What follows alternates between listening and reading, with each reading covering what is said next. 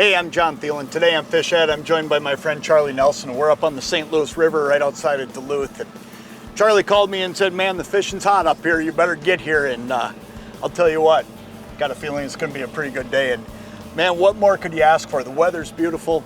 You look at the shoreline, it's an absolutely beautiful place to fish. It is. We're going to have a great time. Stay right where you're at. Fish Ed's coming up.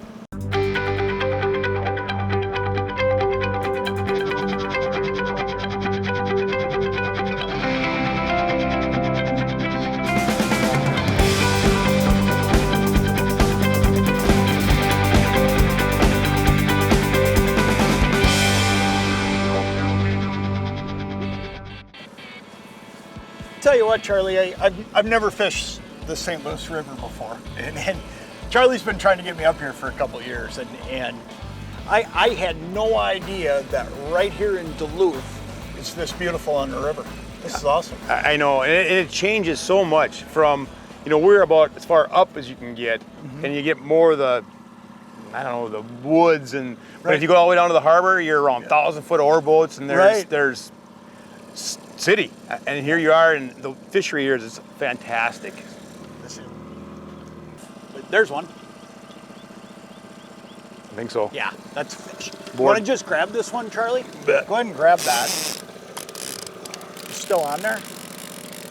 Yep, Okay. in there. Let me just get this one out of our way. We'll bring that one in. This is that working together thing that realistically, if you're trying to do this alone in the current, and you know the whole deal, it can get pretty tough, can it? Oh, for sure. Like you say, trying to keep the boat pointed upstream. Right. Other boat traffic always factors in. Right. And never fails. All right, go ahead and just step back and I'll get that board unclipped for you. And see what we got here. Okay.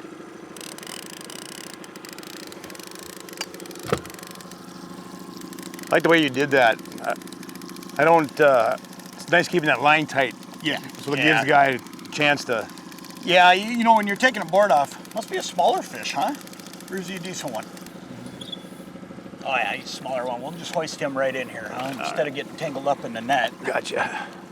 Let's hoist him right in here. There's one. There's a good one on yours. Oh yeah. Look at that. That's a good fish. Look at this. We got one. We had one hit on that planer board rod. In fact, he's still there, banging around back there. This is a triple. and this one here, he feels like he might be a decent one that I got here, Charli. Yeah, he is. Right, I'm gonna just scoop him up, and you go ahead and get that outside line. All right? I think we're okay here. Yeah, this is a better eye. Look at this one right here. Look at that. And we got another one going on that outside board. This is a good fish too. Is it? Yeah, I'm not making. Yeah, well, he's jumped a couple times. I've seen him back there, and he looked like a decent fish. Look at that one. What a great eye. That's what you can come up here and get. Man, that's a great eater-sized fish, and we can get those. We can get this kind of stuff all day long. I got to get the boat moved a little bit away from that current line, but what a great fish. I'm gonna throw this guy back, and then we're gonna get Charli's fish netted here. Let me see if I can get this thing out of the net. You let me know when you're to a point where you need help, bud. All right, I'm about. You're about 3 there? feet. Yeah, pretty much. Pretty much time? Okay. All right. I'm back up. Got a little bit of a fire drill going, as you can imagine here. Here's what we were talking about earlier. You can see I'm holding the line tight on the fish. I tried to lose that board, but I got it. Still got the fish on there? You got a fish? What I was trying to do there is just hold that line tight so that the fish doesn't get a slack minute there. If a fish gets a slack minute when you're unhooking a board, that's when they get away. If you can hold it tight though, usually that treble hook will stay in them. Feel like a pretty decent one? I think it's a bass. It wouldn't surprise me the way he was jumping back there. Right. You know, and we're in this rocky area, and the smallmouth up here really like these rocks and riffles. Well, and you're on that side of the boat. Correct. Which, you know, a lot of times your smallmouth will put themselves along those edges where your walleyes will set up in the river channel. Oh, it's a big bass. Is it? Yeah. Ready? I'm all for multi-species. Oh, look at that. Yeah, I thought it was a decent fish when he, look at that. This size of that smallmouth. I'm gonna let you dig him out of there, but that's an awesome river smallmouth right there.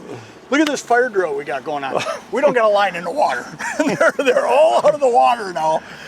Back here, I'll tell you what, let's get this guy unhooked. Here, I'll hold it right in the net. Okay, we'll just get him unhooked right here. There we go. Look at that. That's a great fish, man. That's gonna be an 18-inch smallmouth. Oh, he might even be more than that. What a great fish. Nice one, bud. Yeah. Just, I'll tell you what, you know, that's one of the neat things about crankbaits, though, is they just catch fish. And I tell people all the time, you know, when they say, well, why do you like pulling crankbaits? One of the things I like about pulling crankbaits is they trigger a reaction. And when you can trigger a reaction, you can catch a whole variety of fish. It's not just walleyes that you're going to catch today. I mean, you look at that little fire drill, there's 2 walleyes and a beautiful smallmouth bass. Right. So right there you get, you know, what a lot of people would call one of the biggest smallmouths they'll catch all year, and an either size walleye and a little guy. Right. And it just goes to show you that what's happening here is these fish, they'll just attack a crank when it comes by them.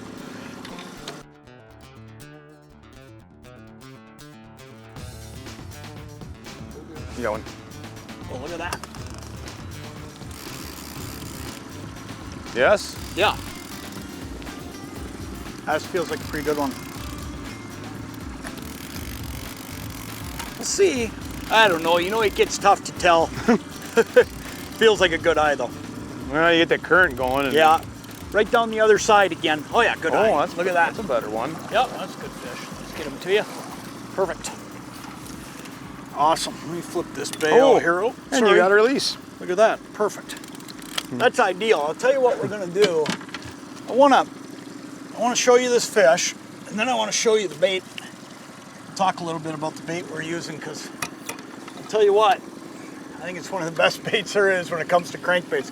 That's a great eye right there. And you know, this system's loaded with fish like this, and you know what? They're willing to hit crankbaits, but specifically I want to show you what we're using today, because when it comes down to it, this is a crankbait that has been around forever. This is one of the first crankbaits that was truly designed for walleye fishing. This is the Wally Diver from Cotton Cordell. And that's what we're using today. And I'll tell you what, on rivers, they're just deadly. And part of that is, number one, they run true, but number two, the shape of the Wally Diver could be about anything. You could be a perch with this. You could be a shad with that deeper belly that's there, or you could be a shiner, like what we're trying to mimic today. Exactly. And you know, the other thing that I think is really cool is this year there's a bunch of new colors in the Wally Diver.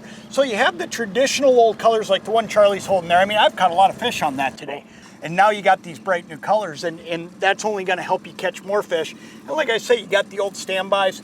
You know, Wally Divers come in several different sizes, and you can get them at all your favorite retailers. I mean, they're easy to find, and I'll tell you why they're easy to find. They catch fish.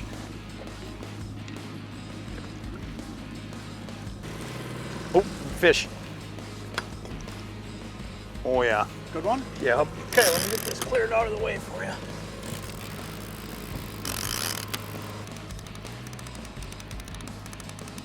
Why don't you go ahead and step forward a little bit here, Charlie, and I'll get in there and get that board for you. Looks like a good fish, huh? It's a heavy fish. Good. How's it feel to you? Go ahead. You're just kind of riding along with it. Now we're just gonna. Kind of tough to tell, you know? So we actually had this one back about 50 feet. Yep. So kind of running that 8 foot here in about 10 feet of water. Right. A little bit different depth here. I'm gonna slow you down even more here. Okay. Okay? Yep. They see the light of day and all You of a ready? sudden it changes. It's coming up. Here we go. Oh, nice eye. Look at that one. Charlie, that's an awesome walleye right there. I'm just gonna grab him out of there because he's giving me a chance to get him. Charlie switched this over. He kind of snuck this in on me, I'm gonna tell you. He snuck this in on me. I want you to see what he did. Switched it over to a jointed Wally Diver. And here, do me a favor. Let's tag team this. Dig that hook out of. Oh, jeez. Hang on here. Let's see if we can just there. Now I can probably get him. It's just a beautiful big fish, and I just want to make sure that we get this hook out. Don't hurt her. Sometimes the best thing you can do is just deal with it when it's in the net. But just to show you too how little changes can matter, this is a jointed Wally diver. See that? He didn't tell me he was doing that, but he did that. Can't tell you everything. What a beautiful fish. Good job, buddy. Yeah. What a great way to wrap up a day. I'll tell you what, St. Louis River is fun fishing. River fishing's fun, and fish like that right there, I mean, that's a 23-inch fish, I suppose, and man, strong and willing to bite. I mean, you can go pull crankbaits on these fish, work different sections of river like we've done today, and man, that's awesome. And there's opportunities for lots of them. It's awesome. Thanks, buddy. Thank you. Great day. Let's let this one go and let's head in. All right.